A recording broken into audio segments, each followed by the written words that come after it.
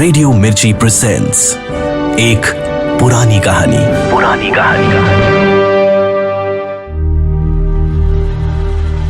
अब सुनिए सादत हसन मंटो का अफसाना बू, प्रोड्यूस्ड बाय अंकित शर्मा और आवाज है आरजे साइमा की।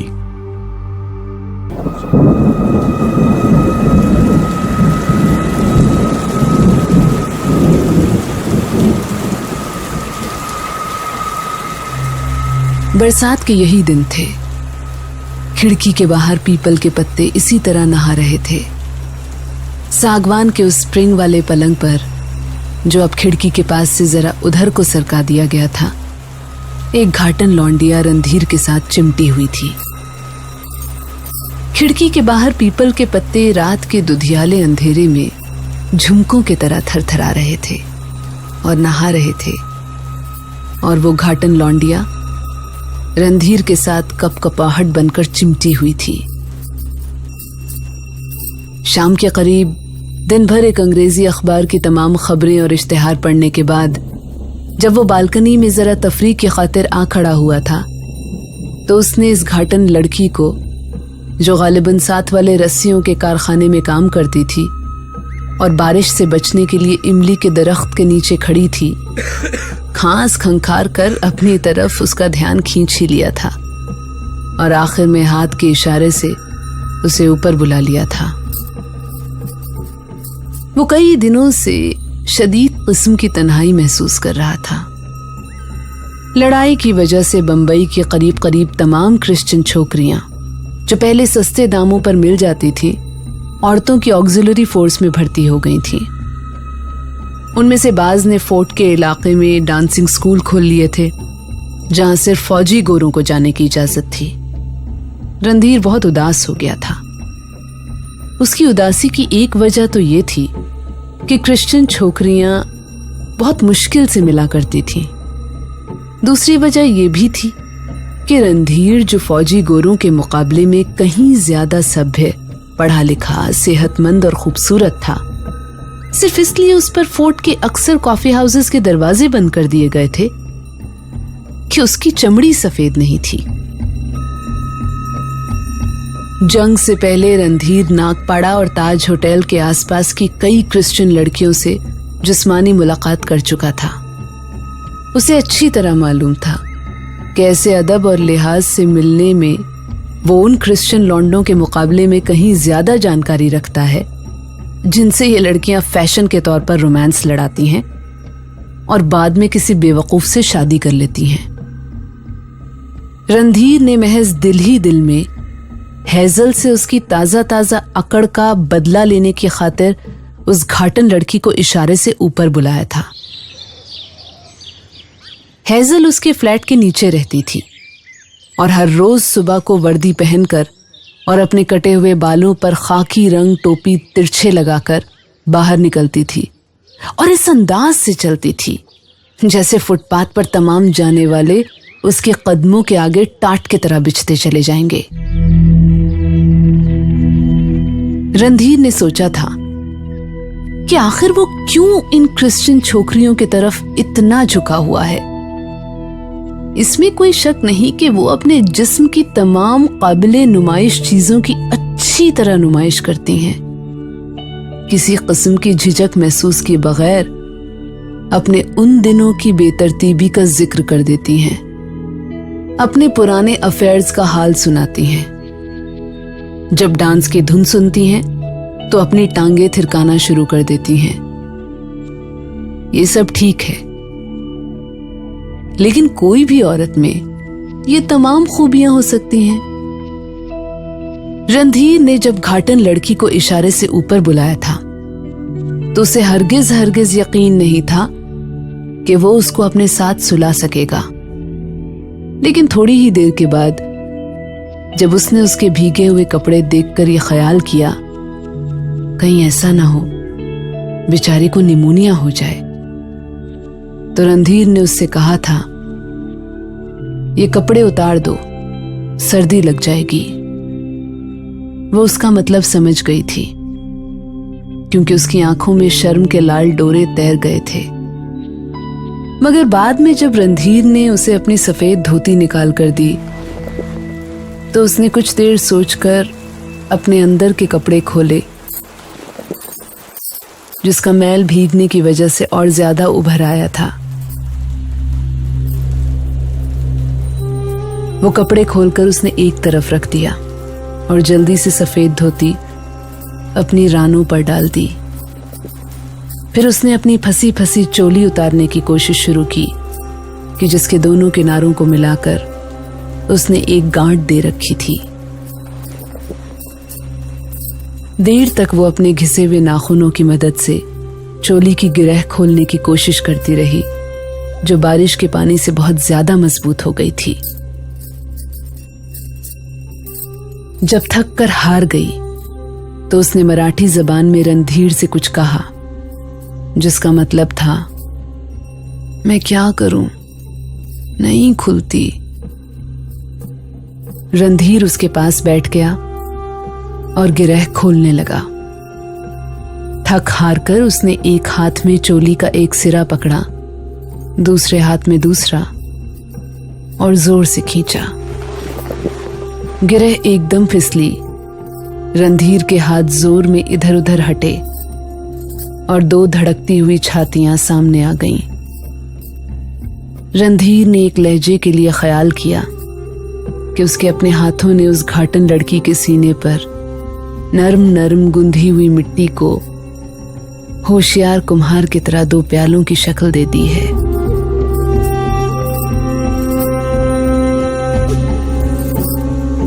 उसकी सेहतमंद छातियों में वही गदराहट, वही खिंचाव, वही तरावट, वही गर्म गर्म ठंडक थी जो कुम्हार के हाथों से निकले हुए ताजा ताजा कच्चे बर्तन में होती है। मटमैले रंग की उन जवान छातियों में, जो बिल्कुल बेदाग थीं, एक अजीब किस्म की चमक मिली हुई थी। स्याह और गेहुआ रंग के नीचे धुंधली रोशनी की एक तह सी थी, जिसने ये अजीबो गरीब चमक पैदा कर दी थी, जो चमक होने के बावजूद चमक नहीं थी। उसके सीने पर छातियों के ये उभार दिए मालूम होते थे, जो तालाब के गदले पानी के अंदर जल रहे हों। बरसात के यही दिन थे। खिड़की के बाहर पीपल के पत्ते कपकपा रहे थे। उस घाटन लड़की के दोनों कपड़े, जो पानी से सराबोर हो चुके थे, एक गंदी ढेरी की शक्ल में फर्श पर पड़े थे और वो रणधीर के साथ चिमटी हुई थी। उसके नंगे और मैले बदन की गर्मी रणधीर के जिस्म में वो कैफियत पैदा कर रही थी जो सख्त सर्दियों में नाइयों के गलीज मगर गर्म हम्माम में नहाते वक्त महसूस हुआ करती है। सारी रात वो रणधीर के साथ चिमटी रही। दोनों गोया एक दूसरे में खोए हुए थे। उन्होंने बहुत मुश्किल से एक दो बातें कही होंगी, क्योंकि जो कुछ उन्हें कहना सुनना था सांसों, होठों और हाथों से तय होता रहा। रणधीर के हाथ सारी रात उसकी छातियों पर हवाई छुअन की तरह फिरते रहे। छोटी छोटी छातियां और वो मोटे मोटे पोर्स जो उनके इर्द गिर्द एक काले दायरे की शक्ल में फैले हुए थे, उस हवाई लम्स, उस हवाई छुअन से जाग उठते और उस घाटन लड़की के सारे जिस्म में उसका करंट दौड़ जाता कि रणधीर खुद भी एक लहजे के लिए कपकपा उठता। ऐसी कपकपाहट रणधीर सैकड़ों मर्तबा महसूस कर चुका था। वो उसकी लज्जत से अच्छी तरह वाकिफ था। कई लड़कियों के नर्म और सख्त सीनों के साथ अपना सीना मिलाकर वो ऐसी रातें गुजार चुका था। वो ऐसी लड़कियों के साथ भी रह चुका था जो बिल्कुल अल्हड़ थीं और उसके साथ लिपटकर घर की वो तमाम बातें सुना दिया करती थी जो किसी गैर को नहीं सुनानी चाहिए। वो ऐसी लड़कियों से भी जिस्मानी रिश्ता कायम कर चुका था जो सारी मेहनत खुद करती थी और उसे कोई तकलीफ नहीं देती थी। मगर ये घाटन लड़की जो इमली के दरख्त के नीचे भीगी हुई खड़ी थी और जिसको उसने इशारे से ऊपर बुला लिया था, बहुत ही अलग थी। सारी रात रणधीर को उसके बदन से अजीबोगरीब किस्म की बू आती रही थी। उस बू को, जो एक ही वक्त में खुशबू और बदबू थी, वो सारी रात पीता रहा था। उसकी बगलों से, उसकी छातियों से, उसके बालों से, उसके पेट से, हर जगह से ये बू, जो बदबू भी थी और खुशबू भी, रणधीर के हर सांस में मौजूद थी। सारी रात वो सोचता रहा था कि ये घाटन लड़की बिल्कुल करीब होने पर भी हरगिज इतनी ज्यादा करीब ना होती अगर उसके नंगे बदन से ये बू न उड़ती। ये बू जो उसके दिलो दिमाग की हर सलवट में रेंग गई थी, उसके सारे पुराने और नए ख्यालों में रच गई थी। उस बू ने उस लड़की को और रणधीर को एक रात के लिए आपस में मिला दिया था। दोनों एक दूसरे के अंदर दाखिल हो गए थे, बेहद गहराइयों में उतर गए थे, जहां पहुंचकर वो एक खालिस इंसानी लज्जत में तब्दील हो गए थे। ऐसी लज्जत, ऐसा मजा जो पल भर का होने के बावजूद हमेशा का सा हो गया था। ऐसी बू जो उड़ जाने की सलाहियत रखती थी मगर अपनी जगह स्थिर थी। वो दोनों एक ऐसे पंछी बन गए थे जो नीले आसमान में उड़ता उड़ता एक जगह स्थिर दिखाई देता है। उस बू को, जो उस घाटन लड़की के हर पोर से बाहर निकली थी, रणधीर अच्छी तरह समझता था, मगर किसी को खुल के नहीं बता पाता। जिस तरह बाज औकात मिट्टी पर पानी छिड़कने से सौंधी सौंधी बास पैदा होती है, लेकिन नहीं, वो बू कुछ और ही किस्म की थी। इसमें लैवेंडर और इत्र का बनावटीपन नहीं था, वो बिल्कुल असली थी, औरत और मर्द के आपसी ताल्लुकात की तरह असली और बिल्कुल शुरुआती, जिस तरह दुनिया का आगाज हुआ हो। रणधीर को पसीने की बू से सख्त नफरत थी। वो नहाने के बाद आमतौर पर अपनी बगलों में खुशबूदार पाउडर लगाता था या कोई ऐसी दवा इस्तेमाल करता था जिससे पसीने की बू दब जाए। लेकिन हैरत है कि उसने कई बार उस घाटन लड़की की बालों भरी बगलों को चूमा और उसे बिल्कुल घिन न आई, बल्कि उसे अजीब तरह का मजा आया। उसकी बगलों के नरम नरम बाल पसीने की वजह से गीले हो रहे थे। उनसे भी वही बू निकली थी जो समझने के लायक होने के बावजूद समझ नहीं आ रही थी। रणधीर को ऐसा लगा था कि वो उस बू को जानता है, पहचानता है, उसका मतलब भी समझता है, लेकिन किसी और को ये मतलब समझा नहीं सकता। बरसात के यही दिन थे। इसी खिड़की के बाहर जब उसने देखा था तो पीपल के पत्ते लरज लरज कर नहा रहे थे। हवा में सरसराहटें और फड़फड़ाहटें घुली हुई थी।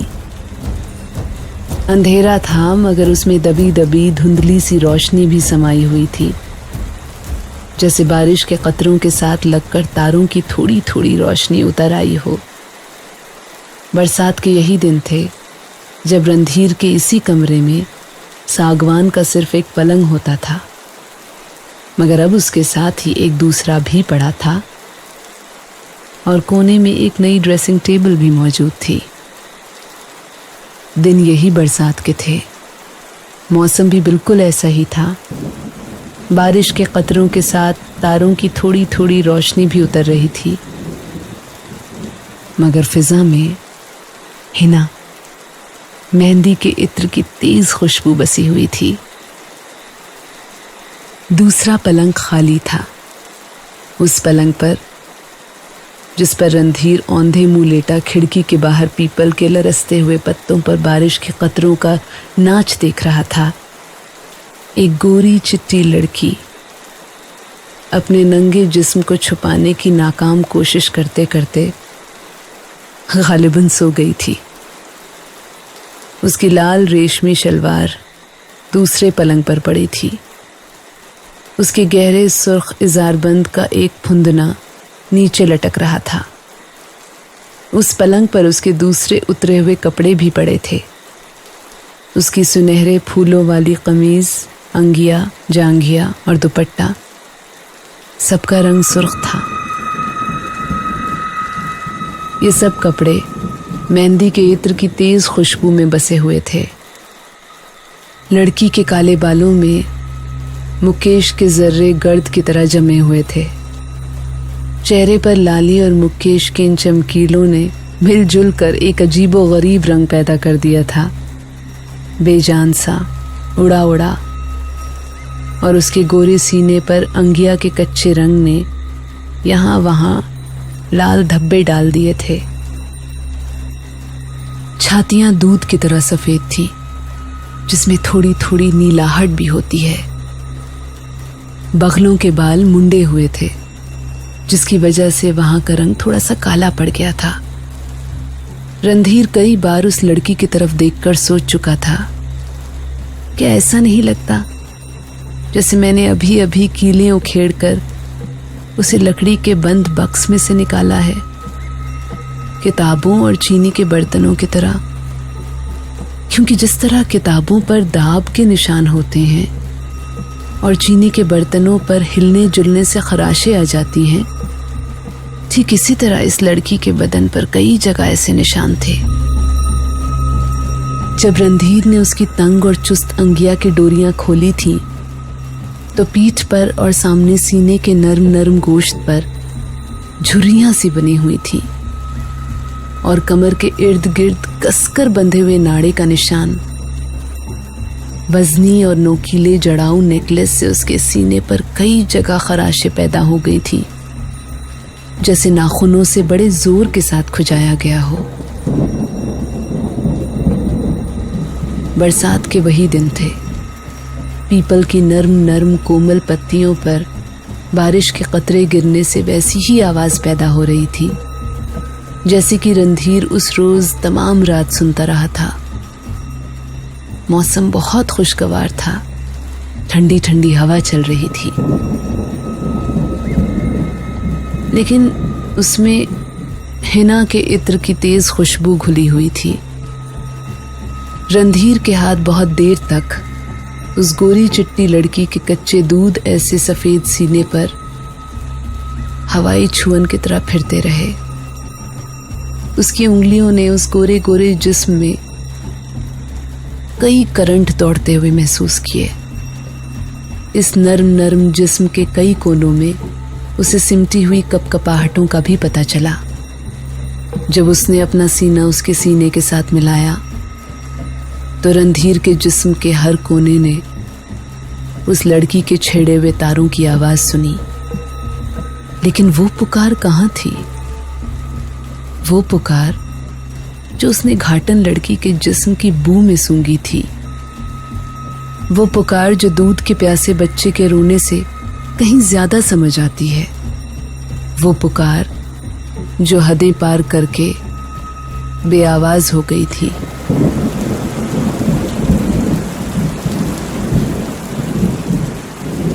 रणधीर सलाखों वाली खिड़की से बाहर देख रहा था।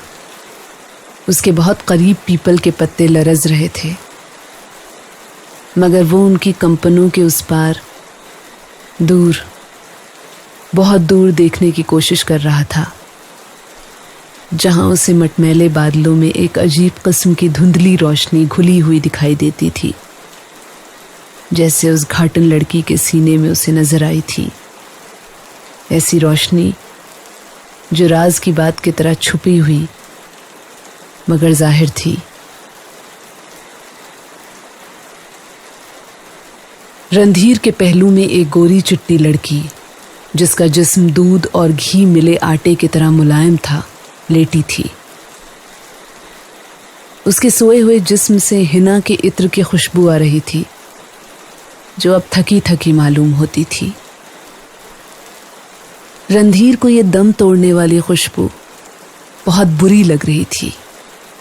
उसमें कुछ खटास सी थी, एक अजीब किस्म की खटास जो बदहजमी के डकारों में होती है, उदास, बेरंग,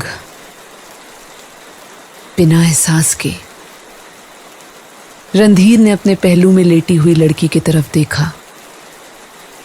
जिस तरह फटे हुए दूध में सफेद सफेद बेजान फटे हुए दूध के गोले अलग अलग जगह पे ठहरे हुए होते हैं, उसी तरह उस लड़की का लड़कीपन उसके वजूद में ठहरा हुआ था, सफेद सफेद धब्बों की सूरत में।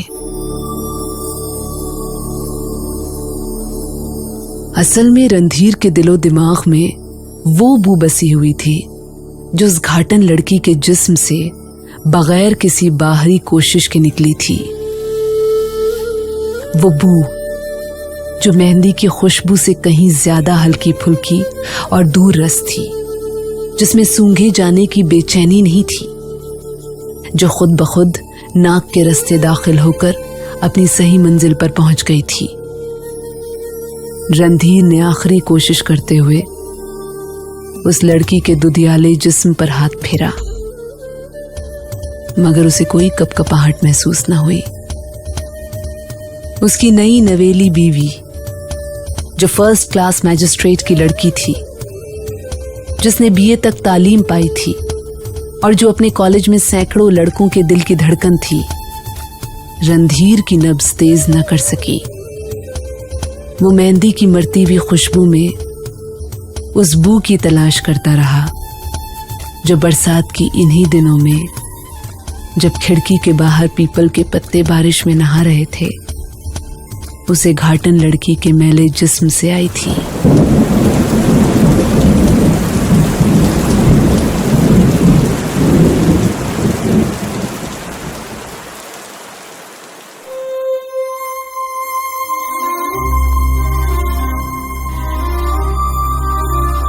जितना आक्रोश हमारे बाहर के समाज में है, शायद उससे कहीं ज्यादा हमारे अंदर छुपा हुआ है।